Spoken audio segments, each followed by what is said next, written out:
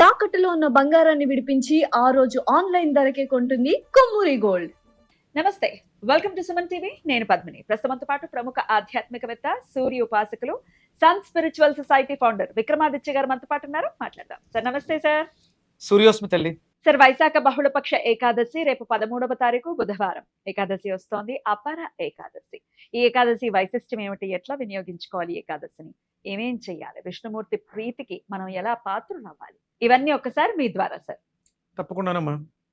మన ఋషులు ఎందుకు ఎలాంటి పేర్లు ఇవి పెడతారు? ఇదేమో పరాభావన సంవత్సరం, అంతకు ముందేమో విశ్వావసునామ సంవత్సరం, అపర ఏకాదశి. ఏకాదశి అంటే నెలకొక 2 సార్లు వస్తుందా అవును, ఏకాదశి? అవును.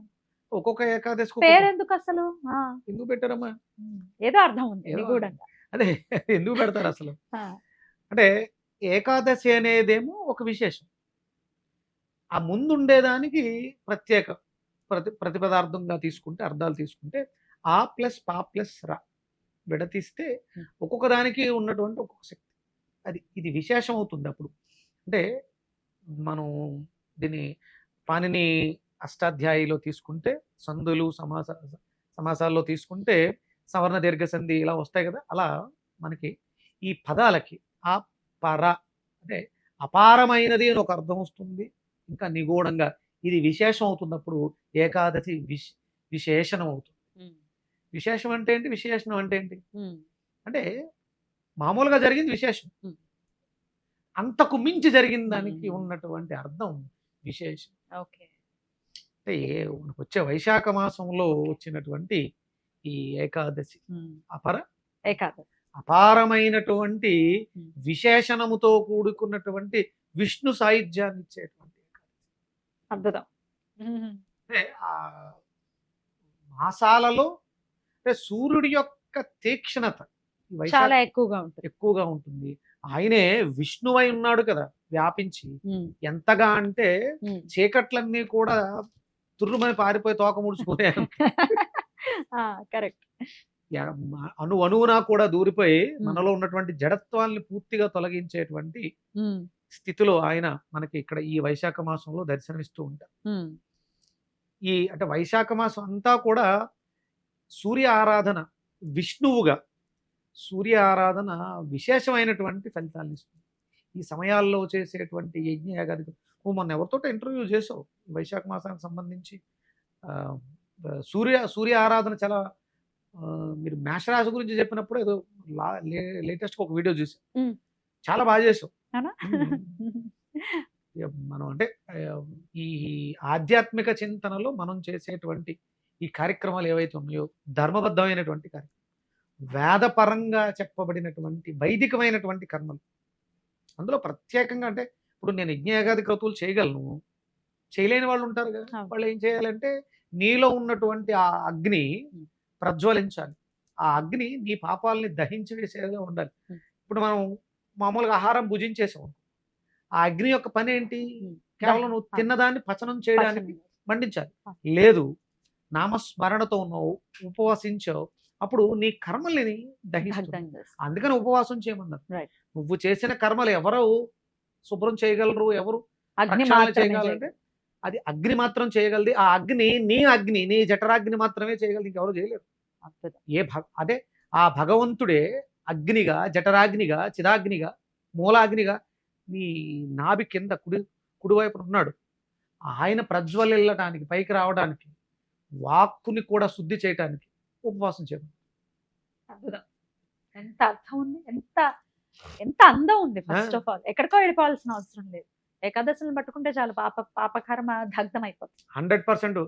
అంటే నువ్వు కర్మ చేసావు అని తెలియడానికి రోగం వచ్చింది. నీకు వచ్చిన ప్రతి రోగానికి ఒక కర్మ కారకం, అది నీకు తెలిసింది. దాన్ని దగ్ధం చేయలేనప్పుడు, ఆ పాపాలని ప్రక్షాళన చేయలేనప్పుడు తెలుసుకుని లాభమే ఉంది. ఇదంతా దైవం చేతిలో ఉంది, ఆల్రెడీ మన తలరాత్రి రాసేసాడు అన్నప్పుడు తెలుసుకుని లాభమే ఉంది.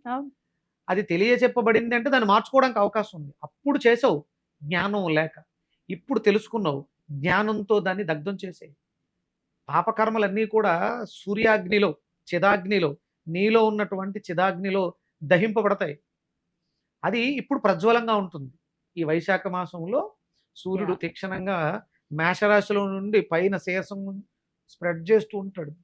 నువ్వు ఎన్ని కర్మలు చేసావు అన్ని కర్మలు ఇక్కడ ప్రక్షాళన చేసుకోవడానికే మనకి ఏకాదశులు, విశేషమైనటువంటి ఏకాదశులు, విశేషణంతో కూడిన ఏకాదశులు రావడం జరుగుతుంది. బ్యూటిఫుల్. ఏం చేయమంటారు మరి ఆ రోజున? ఉపవాసం, ఖచ్చితంగా. నామస్మరణ, ఉమ్. విష్ణు సహస్రనామార్చన. అంటే విష్ణు సహస్రనామార్చన, విష్ణువు వ్యాప్తిగా సూర్యుడిగా వ్యాపించి ఉన్నాడు. ఉమ్. అంటే విష్ణువు వేరు, సూర్యుడు వేరు కాదు. సూర్యుడే విష్ణువు, విష్ణువే శివుడు, శివుడే విష్ణువు. అదే సకల దేవత బ్రహ్మ విష్ణు శివాత్మక స్వరూపంగా ఉన్నటువంటి మూర్తి పేరు ఈ మాసంలో విష్ణువుగా ఆరాధన చేస్తాం. ఏకాదశులన్నీ కూడా ఆయనే, త్రయోదశులన్నీ శివుడివి, శివుడివి. సప్తములన్నీ భానుడివి. భానుడు. అది. అంతే కదా, అంతే. సప్తమికి చాలా విశేషం ఉంటుంది. అద్భుతం సార్. అయితే ఉపవాసం ఖచ్చితంగా చేయాలి. విష్ణు సహస్రనామ స్తోత్రం మీరు అనారోగ్యాలతో బాధపడుతున్నాం ఏమంటే మాకు షుగర్ ఉంది, మేము మందులు వేసుకోవాలి, ఉపవాసం చేయడం కుదరదు. మందులు వేసుకోవాలి, ఇది వేసుకో, ఏం కాదు, తప్పేం లేదు, మందులు వేసుకో. ఉపవాసం చేయాలి కంపల్సరీ. అంటే మనకి మీరు ఆయుర్వేద వైద్యంలో లంకణం పరమౌషధం ఫస్ట్ చెప్పింది. కానీ వీళ్ళకి ఇలా వణుకొచ్చేయటం, కళ్ళు తిరిగిపోవటం లాంటివి అది వస్తుంది సార్. సైకలాజికల్ ఫీలింగ్ అమ్మా. నిజం కాదా? ఇప్పుడు నిజమే, ఉమ్. అది జరుగుతుంది, శరీర దౌర్బల్యం అది. దానికి ఏంటంటే మనం అలవాటు చేసేసాం. Right. ఉదయం టిఫిన్ తినడం అలవాటు చేసేసాం, మధ్యాహ్నం భోజనం తినడం అలవాటు చేసేసాం, నైట్ తినడం అలవాటు చేసేసాం. ఉమ్. ఈ అలవాటుని బ్రెయిన్ లోంచి తుడిచేస్తే ఉమ్. నీకు రోగం నయమైపోతుంది. తింటే కదా రోగం వస్తుంది, ఉమ్. తిన్నదానికి కదా రోగం వచ్చింది. ఉమ్. ఒకరోజు మనం మానేస్తున్నాం, తినటం మానేస్తున్నాం, అంటే రోగం పెరిగే ఛాన్స్ తగ్గిపోయినాయి కదా. టాబ్లెట్ వేసుకోకపోతే నష్టం ఏం లేదు, ఏం కాదా? ఏమీ కాదు. అదే ప్రాణాంతకమైనటువంటి వ్యాధి కాదు. ఉమ్. డయాబెటీస్ అనేది, షుగర్ వ్యాధి అనేది ప్రాణాంతకం కాదు. దాన్ని ఒక రోజు మానేసినంత మాత్రాన ఏమైపోతుంది. ఏమో. ఆ రోజు నువ్వేమీ కార్బోహైడ్రేట్స్ తీసుకోవట్లేదు. ఉమ్. కార్బోహైడ్రేట్స్ తీసుకుంటే షుగర్లు పెరిగి ఏమన్నా కిడ్నీలు డ్యామేజ్ అవుతాయి. పోనీ నువ్వు ఈ ఏకాదశి ఉపవాసం అనేది ఒక సంవత్సరం ఏం కాదు, ఒక్కరోజు 48 రోజులు కాదు, ఒకే ఒక్క రోజు కదా. ఒక్కరోజు పూర్తిగా ఉపవాసం అంటే వండిన పదార్థాలు తినకుండా తేలికగా జీర్ణమై నీ శరీరానికి శక్తినిచ్చేవి. ఉమ్. ద్రవ పదార్థాల రూపంలో, జ్యూసుల రూపంలో ఉమ్. తీసుకోవచ్చు, పలహారాల రూపంలో తీసుకోవచ్చు. ఉమ్. షుగర్స్ కి సంబంధించినవి కాకుండా, అంటే ఎసిడిక్ నేచర్ ని పెంచేవి కాకుండా తేలికగా అయ్యేటువంటి వాటిని, బార్నీ నీళ్ళని, జీలకర్ర వాటర్ అవి తీసుకోవచ్చు కదా. జ్యూసెస్ అయితే జ్యూసెస్ అన్ని అంటే వెజిటబుల్ జ్యూస్. నేను వెజిటేబుల్ థెరపీలో జ్యూస్ ఏం చెప్తానంటే బూడిద గుమ్మడికాయ, వంకాయ కలిపి జ్యూస్ తీసుకోవచ్చు. ఇందులో ఇప్పుడు వైశాఖ మాసం కదా, ఆ, వైశాఖ మాసం వైశాఖ మాసానికి combination. సంబంధించి కాంబినేషన్ ఉమ్.